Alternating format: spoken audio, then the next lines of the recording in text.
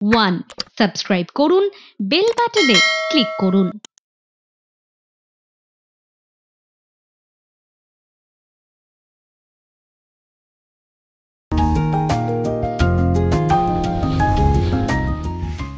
হালকা শীতের হাওয়ায় দূর থেকে বসে আসছে বইমেলার গন্ধ। জেলা বইমেলাগুলো শুরুও হয়ে গেছে, আর এরম সময়ে বেশ কয়েকটা সপ্তাহ বিরতির পর আবার আমরা সোমবারের একটা নতুন সন্ধেবেলায় এসে গেছি চ্যানেল ওয়ানে বই আড্ডা লিখার চা অনুষ্ঠানের একটা নতুন এপিসোড নিয়ে। আর এখানে শীতের সময় যখন পরিযায়ী পাখিরা ডানা মেলে আসতে শুরু করেছেন কলকাতার ইতিউতি সাঁতরাগাছিতে কিংবা শান্তিনিকেতনে, তেমনই একজন মানুষ, প্রিয় কবি আমাদের, বম্বে ডাক পত্রিকার সম্পাদক, কবি, প্রাবন্ধিক, অনুবাদক, আমাদের কাছে চলে এসেছেন অর্ঘ্য দত্ত। অর্ঘ্যকে আমরা পেয়ে গেছি আজকের অনুষ্ঠানে। অর্ঘ্য, তোমাকে স্বাগত জানাই। ধন্যবাদ শিবাশিস দা, ধন্যবাদ চ্যানেল ওয়ানকে। অর্ঘ্য বেশ 2 বছর ধরে অর্ঘ্যর নামটা নিয়ে বাঙালি পাঠক খুব আলোচনা করেছে। তার কারণ হচ্ছে অর্ঘ্য বোম্বেতে থাকার সূত্রে গুলজারজির অত্যন্ত ঘনিষ্ঠ এবং ও গুলজারের কবিতার বাংলা অনুবাদ করেছে। তার হিন্দি কিংবা উর্দু ভার্সনটা রেখেছে সঙ্গে বাংলা অনুবাদ, এবং সেটা দেশ পাবলিশিং থেকে বেরিয়ে মোটামুটি গতবারে বইমেলার শেষ পর্যায়ে বেরিয়েছিল। কিন্তু 1 বছর ধরে বইটার কিন্তু আমরা খুব আলোচনা শুনেছি। আমরা প্রথমে এই অর্ঘ্যকে এই প্রশ্নে চলে যাই যে আমাদের আগ্রহের বিষয়, অর্ঘ্য, তুমি হঠাৎ গুলজারের কবিতার অনুবাদ করবে এরকম ভাবলে কেন? না, আমি প্রথমে ভাবিনি। ঘটনাটা আজ থেকে 4 বছর আগে শুরু হয়েছিল। আমি অফিসে ছিলাম, হঠাৎ গুলজারজি ফোন করেছিলেন। আমি বুঝতে পারিনি কে ফোন করেছেন। আমি ভেবেছি আমার কোনো অফিসের ফ্র্যাঞ্চাইজি। তো আমি ফোন তুলে বললাম, ইয়েস, কোন বল রা হ্যায়, একদম হিন্দিতে। উনি বললেন, मैं গুলজার বল রা হুঁ। তো আমার অবস্থা বুঝতে পেরেছ, আমি তো লাফ দিয়ে তিরিং করে উঠলাম চেয়ার থেকে। হ্যাঁ, তার আগে একজন পরিচিত ভদ্রলোক আমার নামটা রেকমেন্ড করেছিলেন, শেখর সেন বলে এক ভদ্রলোক, তিনি পদ্মশ্রীও পেয়েছেন, নাট্যকার। তো বললেন যে অত্যন্ত বিনয়ী একটা স্বরে উনি কথা বলছিলেন যে আপনি কি 2:30টার সময় আমার অফিসে আসতে পারেন, আমার এই এই ঠিকানা। তো আমি তো ইমিডিয়েটলি গাড়ি নিয়ে বেরিয়ে গেলাম, লাঞ্চ টাঞ্চ না করে, যাতে 1 মিনিটও দেরি না হয়। তারপরে ওনার সঙ্গে কাজ শুরু হলো, এবং যে সম্ভ্রমের একটা ব্যাপার ছিল, যে ভয় ছিল, ভীতি ছিল, যে গুলজারের মতন একজন নক্ষত্রের সঙ্গে দেখা করতে যাচ্ছি, বিশ্বাস করবে না, আধ ঘন্টার ভেতরে সেটা কেটে গেল। আমার মনে হলো আমি আমার কোনো বয়স্ক বরিষ্ঠ আত্মীয়ের বাড়িতে বসে আছি। আমার গলাটা খুসখুস করছে, প্রথমে চা খান, পরিবারের কথা, এবং তারপরে কাজ শুরু হলো। এবং আমি গিয়ে লক্ষ্য করছি যে ওনার একটা বিরাট সেক্রেটারি টেবিলের উল্টো দিকে উনি বসে আছেন, সেই সাদা কাপড়, সেই একদম। আর সবচেয়ে বড় কথা, উনি 2:30টে বলেছিলেন, ঠিক 2:30টের সময় সিঁড়ি দিয়ে উনি নেমে এলেন দেবদূতের মতো, মানে বললে আমার এখনও ইমোশন হয়।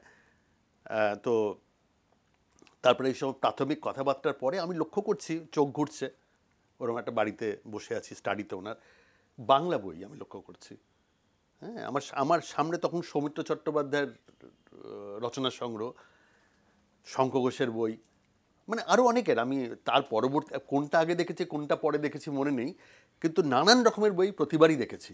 এমন নয় যে বইগুলো নড়াচড়া হচ্ছে না। ময়মনসিংহের ইতিহাসও দেখেছি। তো আমি খুব সম্ভবত দ্বিতীয় বা তৃতীয় ভিজিটে, যখন আমার ওই অ্যাসাইনমেন্টটা শেষ হয়ে যাচ্ছে, তখন আমার ভেতরে একটা আকাঙ্ক্ষা। এবার প্রত্যেকবার উনি আমাকে একটা দুটো করে বই উপহার দিচ্ছেন। তার আগে আমি অনেস্টলি বলছি, নিজের লেখা, এবং সেগুলোই দেবনাগরী হরফে লেখা। বাড়ি আনছি, পড়ছি, আর পড়তে পড়তে মনে হচ্ছে যে এইগুলো তো আমাদের বাঙালি পাঠকরা জানে না, আমরা গান শুধু জানি। গুলজার বলতে আমাদের কাছে ইজাজতের গান, আধির গান, কবিতাগুলো তো আমরা পড়িনি। আমরা অবশ্য দু একজন যারা কবিতা চর্চা করে আমরা শুনেছি। কৃত্তিবাসের 50 বছরে এসেছিলেন, তুমি যাদের নাম বলছো, সুনীলদা শঙ্খবু ছিলেন, গুলজারজিও ছিলেন। হ্যাঁ, কিন্তু সাধারণ বাঙালি পাঠক জানেন না। তো আমার তখন একটা আকাঙ্ক্ষা হলো যে এই কবিতাগুলো যদি অনুবাদ করা হয়, তাহলে কবি গুলজারকে অন্তত কিছু বাঙালি সাধারণ পাঠক পৌঁছতে, মানে তাদের কাছ পর্যন্ত গুলজার পৌঁছতে পারবেন। তো আমি না করলে অন্য কেউ করতেন হয়তো। আচ্ছা, আমরা একটু শুনে নিই, তুমি একটা এরকম আমার কবিতা হিন্দিতে না উর্দুতে লেখা সেগুলো। উনি আরেকটা কথা এই প্রসঙ্গে, উনি কিন্তু উর্দুতে লেখেন, বইগুলো প্রকাশিত হয় দেবনাগরী হরফে, কিন্তু উনি কিন্তু নিজে দেবনাগরী হরফে লেখেন না, এটাও আমার একটা জানতে পারা বা আবিষ্কার বলতে পারো। যখন এই বইটা রিলিজ হচ্ছে 5 তারিখে, তখন আমি আর উনি যে কবিতাগুলো মঞ্চে পড়বো, তো আমি তো পেজ মার্ক করে নিয়ে গেছি। কোথায় হয়েছিল? এটা বোম্বেতে হয়েছিল, মে মাসে হয়েছিল, বইমেলায় নয়, বইমেলায় একটু পরে হয়েছিল। বইমেলায় একটা মিস্টেক বেরিয়েছিল। তুমি আর গুলজারজি ছিলে? আমি ছিলাম, গুলজারজি ছিলেন, ওই পদ্মশ্রী শেখর সেন ছিলেন, অশোক বিন্দাল বলে একজন হিন্দি কবি ছিলেন, আর দেশ থেকে অপু গিয়েছিল। আচ্ছা, অপু আমাদের এখানে সাক্ষাৎকার দিয়ে গেছে এই অনুষ্ঠানে। আচ্ছা, তো একটু শুনি তাহলে। আমি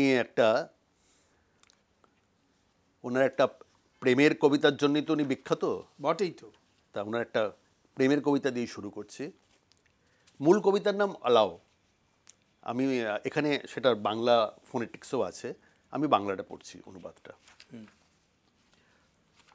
অগ্নুৎসব আমি নাম করেছিলাম। বনফায়ার আছে, আলাও মানে বনফায়ার। সারা রাত ঠান্ডা বাতাস বইছিল, সারা রাত আমরা আঁচ পোহাচ্ছিলাম। আমি অতীত থেকে ভেঙে এনেছিলাম কিছু শুকনো ডাল, তুমিও পুরনো সময় থেকে তুলে এনেছিলে মলিন কিছু পাতা। আমি পকেট ঘেঁটে বের করছিলাম জমানো যত মৃত কবিতা, তুমিও নিজ হাতে খুলছিলে মূর্ছিত বিবর্ণ চিঠিদের ভাঁজ। নিজের এই চোখ থেকে ছিঁড়ে ফেলেছিলাম খানিক মায়া সুতো, আর করতল থেকে ঝেড়ে ফেলছিলাম কতক বাসি কুটো। তুমি পল্লব থেকে ফেলে দিলে শুকিয়ে যাওয়া অশ্রুর গুঁড়ো।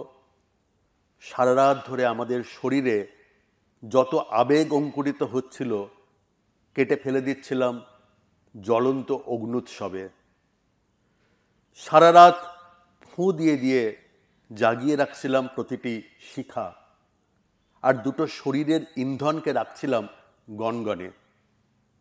একটা নিভে যেতে থাকা সম্পর্কের উষ্ণতা পোহাচ্ছিলাম রাতভর। বাহ, আর শরীরের কথাও লেখেন দেখছি। হ্যাঁ, যার মানে বয়সকালেও তার হ্যাঁ, বিড়ি জ্বালাইলা, বিড়ি জ্বালাইলা, কি গান লিখেছিল! ওই বয়সে লিখেছেন। আচ্ছা, শঙ্খবাবু সুনীলাতে তো উনি ঘনিষ্ঠ ছিলেন, শুনেছি নাকি রবীন্দ্রনাথ জীবনানন্দকেও উনি খুবই পছন্দ করতেন। হ্যাঁ, অবশ্যই। এবং ঘটনাচক্রে শঙ্খবাবুর চলে যাওয়ার খবরটাও আমি ওনাকে ফোন করে দিয়েছিলাম। আমার মনে আছে প্রথম বেশ কয়েকটা সেকেন্ড উনি একদম মানে ফোনের ওপাশে, আমি বুঝতে পারছি না যে লাইন কেটে গেছে কিনা। মানে উনি প্রচণ্ড শ্রদ্ধা করতেন, যখনই কথা বলতেন। শুধু শঙ্খবাবু নয়, অনেককেই উনি চিনতেন। ওনার সঙ্গে বাংলা সাহিত্যের, আচ্ছা, উনি রবীন্দ্রনাথ বা জীবনানন্দ দাশ এদের নিয়ে কিছু লিখেছেন। মানে উনি একমাত্র আমার মনে হয় অবাঙালি কবি যার কবিতার শিরোনাম আছে ট্যাগর, যার কবিতার শিরোনাম আছে জীবনানন্দ দাশ। বেশ, এরকমই আকর্ষণীয় অনেক কথাবার্তা বাকি রয়ে গেছে, আমরা আসবো সেই সব কথায়। কেউ যাবেন না। আমাদের সঙ্গে আজকে আছেন অর্ঘ্য দত্ত, বোম্বে ডাক পত্রিকার সম্পাদক, কবি, অনুবাদক। ফিরে আসছি এক্ষুনি বিরতির পরেই।